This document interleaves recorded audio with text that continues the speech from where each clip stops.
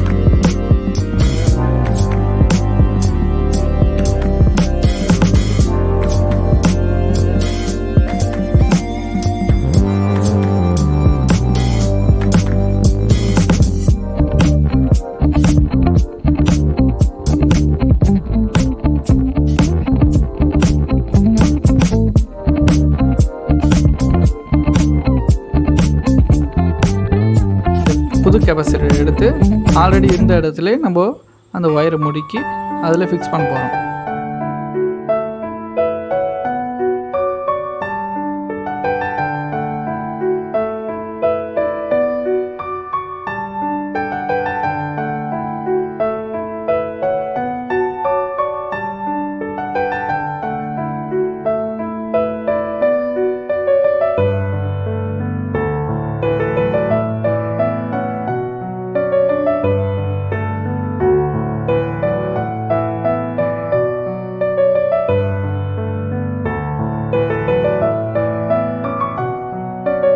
இப்போ நம்ம ஃபிக்ஸ் பண்ணிட்டோம். ஃபிக்ஸ் பண்ணிவிட்டு ஆல்ரெடி இருந்த இடத்துல நம்ம இதை எடுத்து ஃபிக்ஸ் பண்ணி முடித்த உடனே மேலே இருக்கிற கேப்பை கீழே நகர்த்தி அது ஃபேனில் டச் ஆகாத மாதிரி ஸ்க்ரூ போடணும். ஸ்க்ரூ போட்டுட்டு அது கீழே டச் ஆனால் கரன்னு ஒரு சவுண்டு வரும் ஃபேன் ரன்னிங்கில். அதனால் கொஞ்சம் கேப் விட்டு அதை ஃபிக்ஸ் பண்ணுங்கள். நம்ம எல்லாம் மாட்டி முடிச்சாச்சு. ஃபேனு ரெடி ஆகிடுச்சு.